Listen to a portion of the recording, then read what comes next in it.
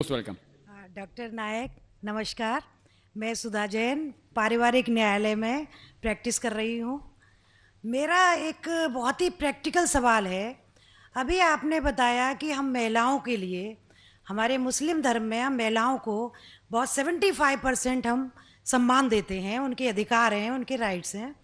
तो मेरा एक सवाल ये है जो कि मैं आए दिन देखती हूँ कि जो आपके जो मुस्लिम धर्म के अनुसार जो तलाक का जो सिस्टम है, 3 बार तलाक देने के बाद उस पर जो इद्दत पीरियड का जो केवल मेंटेनेंस मिलता है, उसके बाद एक अनपढ़ एक ऐसी महिला जो अपना सोर्स ऑफ इनकम उसका कुछ भी नहीं है, उसको किसके सहारे पर छोड़ दिया जाता है।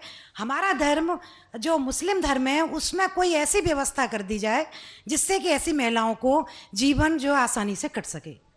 Thank you. बहन ने एक बहुत अच्छा सवाल पूछा। उन्होंने ये कहा कि इस्लाम मज़हब में जब किसी का तलाक होता है तो बहुत से अनपढ़ ख़वातीन जिन्हें इल्म नहीं होता, उनको जीने के लिए कुछ पैसा नहीं होता, तो कुछ ऐसा मेंटेनेंस जिस तरीके से होना चाहिए कि नहीं। जो इसके मेन वजह है जो आज के माशरे में ये हो रहा है वो है कि इस्लाम का कम इल्म होने के वजह से ये चीज़ हो रही है। अगर हर इंसान इस्लाम मज़हब को सही तरीके से समझ सके तो मैं ये कहना चाहता हूं कि जो हुकूक ख़वातीन के इस्लाम में है वो कोई भी मज़हब में नहीं, कोई भी सोसाइटी में नहीं है। पहला चीज़ ये कि हम देखते हैं कि हमारे हिंदुस्तान के कल्चर में आमतौर पे किसी की शादी होती है जब, तो अक्सर औरत मर्द को दहेज देती है, उसे कहते हैं डाउरी, डाउरी देती है आमतौर पे। और इस्लाम में उल्टा है। इस्लाम में अल्लाह ताला फरमाते हैं सूरह निसा में सूरह नंबर 4 आयत नंबर 4 में कि जब भी आप शादी करो तो अपनी होने वाले बीवी को एक गिफ्ट दो, तोहफा दो। हम जिसे कहते हैं महर। महर निकाह होने के लिए फर्ज है। हमारे इस देश में आमतौर पे उल्टा होता है कि वो औरत होने वाले मर्द को दहेज देती है और मार्केट के ऊपर डिपेंड होता है। अगर वो डॉक्टर है तो मांगेगा 1 करोड़ रुपया या 10 लाख, डिपेंड कौन से इलाके से आता है। इंजीनियर है तो 5 लाख, ग्रेजुएट है तो 1 लाख, जैसे भेड़ बकरियों का बिकते हैं। और अफसोस की बात है कई मुसलमान भी इसको अमल करते हैं, बिल्कुल गलत है। इस्लाम में दहेज लेना औरत से जबरदस्ती बिल्कुल हराम है। उल्टा होने वाले शोहर को महर देना चाहिए और अपने बराबर का महर देना चाहिए। लेकिन अफसोस की बात है कि दहेज लेना छोड़िए, अगर हिंट भी देना, दहेज को हिंट देना कि मेरा बेटा मर्सिडीज कार में घूमना चाहता है, हिंट दे रहे कि उसको दहेज में मर्सिडीज कार चाहिए। मेरे बेटे को 4 बेडरूम फ्लैट में रहने की आदत है, इंडिकेशन, हिंट दे रहे कि मुझे दहेज में 4 बेडरूम का फ्लैट चाहिए। ये बिल्कुल इस्लाम में हराम है। जबरदस्ती मांगना, अगर खुशी से, अगर उस लड़की के वालिदैन कुछ देना चाहते तो आप ले सकते खुशी से, जबरदस्ती आप ले नहीं सकते। ना आप उसको हिंट दे सकते कि मुझे फ्लैट दो या पैसा दो। इस्लाम में उल्टा है। इस्लाम में औरत को महर मिलता है शादी में, और महर निकाह होने के लिए फर्ज है। और महर ये खुद औरत भी तय कर सकती है कि मैं तुमसे शादी करूंगी जब तक आप मुझे 1 लाख रुपया नहीं देंगे। वो अलग बात है कि अगर वो गरीब शौहर है, गरीब आदमी बोलेगा मैं 1 लाख नहीं है, आप कोई दूसरे मर्द को ढूंढो, मैं दूसरी लड़की को ढूंढूंगा, ये भी जायज है। तो वो लड़की दूसरे शौहर को ढूंढेंगी, ठीक है ना। लेकिन वो कह सकती मुझे 1 लाख चाहिए, 5 लाख चाहिए, 10 लाख चाहिए, कुछ भी कह सकती है। अगर शौहर के पास कुवत हो देगा, नहीं कुवत है तो नहीं देगा। इसीलिए अरब ममालिक में लड़की लोग इतना डिमांड करते हैं कि उनको अरब खवातीन से शादी करना मुश्किल पड़ जाता है, क्योंकि वो जानते हैं अपने हुकूक को। सूरह निसा की सूरह नंबर 4 आयत नंबर 20 के आयत में लिखा है कि आप उन्हें सोने का पहाड़ भी दे सकते हैं महर में, और आप उसे एक आयत भी सिखा सकते हैं, वो भी महर है। अगर आपके पास पैसा नहीं है और वो आदमी कहता है कि मेरे पास पैसा नहीं, मैं आपको कुरान शरीफ की आयत पढ़ के सुनाऊंगा, वो भी महर हो गया। तो महर की कोई हद नहीं है, ना नीची हद है ना ऊपर हद है।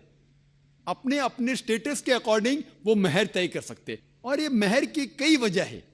एक वजह है कि मिसाल के तौर पे اس لڑکی کے والدین نے اس کی پرورش کی, اسے گریجویٹ بنایا, تعلیم کے اوپر خرچہ کیا, تو مہر ملنے کے بعد اس عورت کی وہ اپنی جائیداد ہو جاتی ہے. وہ چاہے اپنے والدین کو دے, چاہے خود رکھے, یا اس کو کوئی بزنس میں لگا دے, کوئی تجارت میں لگا دے, اس کا حق ہے. تو مہر اس کی خود کی جائیداد ہے, وہ کچھ بھی کر سکتی ہے. اور مہر کا کوئی فکسڈ اماؤنٹ نہیں ہے, چھوٹا بھی ہو سکتا ہے, بڑا بھی ہو سکتا ہے. اور اس کے علاوہ یہ مہر اگر خدا نہ کرے, اللہ نہ کرے, اگر طلاق ہوتا ہے, ڈیورس ہوتا ہے, تو یہ مہر اس کے کام آ سکتا ہے. لیکن لوگ کو غلط فہمی ہے کہ مہر صرف طلاق کے لیے, ایسا نہیں بات ہے. وہ مہر لے کے خود کو بزنس میں لگا سکتی ہے, اپنے والدین کو دے سکتی ہے.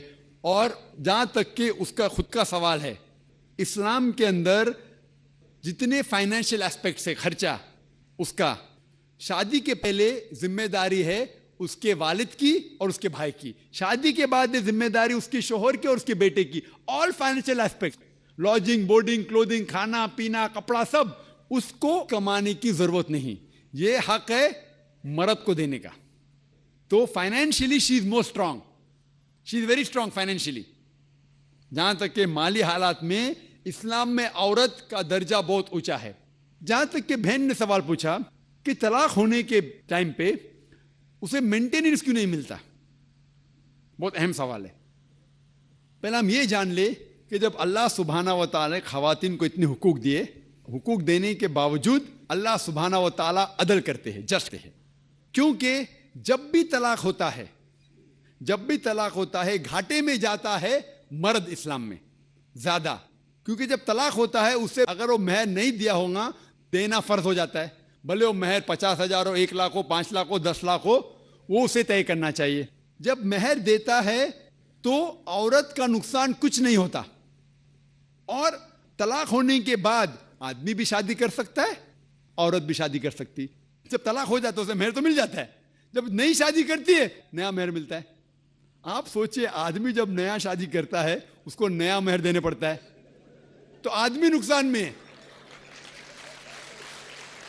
اگر آپ یہ کہیں گے کہ طلاق ہونے کے بعد آدمی مینٹیننس بھی عورت کو دے, تو ہم کہیں گے یہ اللہ سبحانہ و تعالیٰ حق کے نہیں ہے, نعوذ باللہ.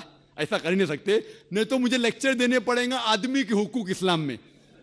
میں اکثر تقریر کرتا ہوں عورتوں کے حقوق. لیکن جو لوگ اسلام کی بنیادی بات کو نہیں سمجھتے انہیں یہ غلط فہمی ہے کہ عورت کا نقصان ہو رہا ہے. عورت کا نقصان نہیں ہو رہا ہے. اور عورت کو کچھ بھی اگر چیز کی ضرورت ہے, جیسے میں نے کہا, آدمی کا حق بنتا ہے کہ اسے دے.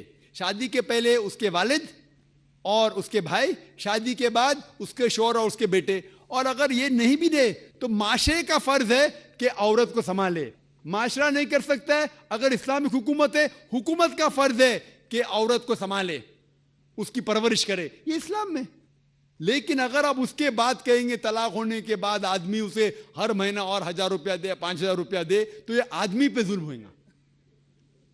لیکن جو مہر طے ہوتا ہے شادی کے پہلے نکاح میں, کیا مجھے چاہیے 5 لاکھ روپیہ, اسے وہ سنبھال سکتی ہے.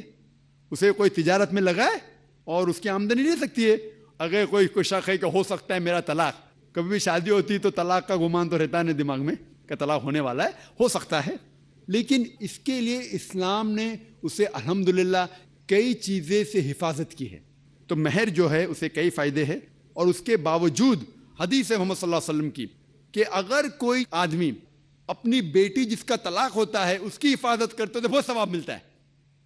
تو اسلام میں جو طلاق شدہ عورت ہے اس کے لیے الحمدللہ کئی طریقے ہیں جس سے اس کی حفاظت کی جاتی ہے.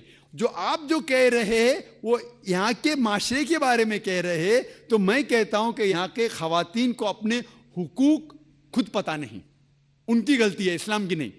ہمارے خواتین اور ہمارے مرد خود نہیں جانتے, طلاق کیسا دینا جانتے نہیں. غلطی کس کی؟ اسلام کی. اسلام کی نہیں, اسلام کے فالو کرنے کے مسلمان کی. اگر آپ اسلام کو جاننا چاہتے ہیں تو مسلمان کو مت دیکھیے. جس طریقے سے آج میں نے کہا, آپ اگر مرسیڈیز کار کو جاننا چاہتے کتنی اچھی ہے, اگر کوئی ڈرائیور جو ڈرائیونگ نہیں جانتا ہے اس کے پیچھے بیٹھا اسٹیئرنگ ویل کے اوپر اور مرسیڈیز کار کو ٹھوک لیتا ہے, تو غلطی کس کی؟ مرسیڈیز کار کی کہ ڈرائیور کی؟ ڈرائیور کی. اسے مرسیڈیز کار چلانے آتا نہیں.